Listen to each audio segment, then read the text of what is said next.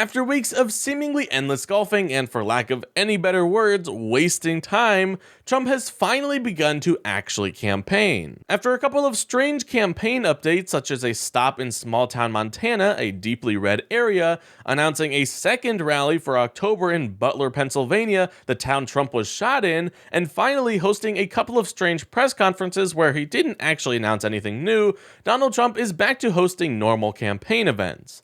Well, if Trump rallies can be described as normal. As the Democrats host the DNC this week, Trump is beginning his own tour of swing states, starting with York, Pennsylvania, a smaller manufacturing town. Trump also announced plans to make stops in Michigan, North Carolina, Arizona, and Nevada, one state per day. It seems he's making his way around smaller, more rural towns in swing states. And this is honestly a little bit strange. Firstly, he has been campaigning for years now and is not likely to find lots of undecided or moderate voters that he needs to win over in smaller towns with less than 50,000 people. Small manufacturing and agricultural-based towns in rural parts of the country are already where the base of his party lives. Now, it is true that Kamala is campaigning in places close to her base as well, and Pittsburgh is a great example of this. But with Kamala Harris, she is much more likely to run into undecided voters and moderates, especially in large Midwest cities with big suburb populations. Another thing strange about Trump's sudden liveliness is the fact that he is campaigning during the biggest and loudest event for the Democratic Party,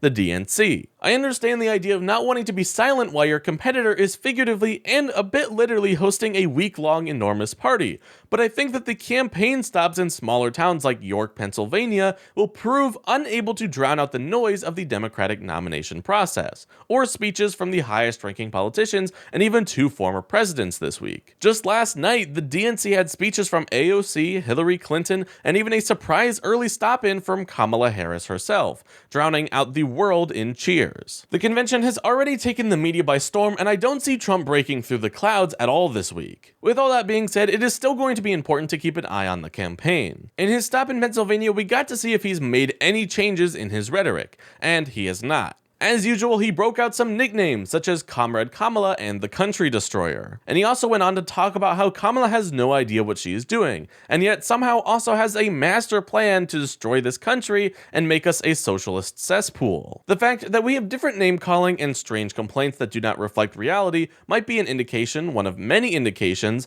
that Donald Trump has no idea how to campaign against Kamala, nor how to speak against the actual promises and legislative agenda she is laying before the American people. Lastly, after he was already 45 minutes into what I'm sure was a riveting speech to sit through, Donald began to throw attacks at Kamala's dad. A man who is not running for president, by the way, and isn't involved as a part of the Democratic Party whatsoever. In a quote from Politico, Trump said, quote, "Her father is a Marxist professor, and I believe he taught her well." As this campaign goes on, we can only expect Trump's attacks to branch out even further, losing sight of the candidate he has no idea how to even counter. But will you be watching the Trump campaign as it finally hits the road again? What impact do you think will be seen compared to the incredibly high energy of the Democrats lately? Leave your thoughts in the comments below, and as always, please like and subscribe to keep this channel growing.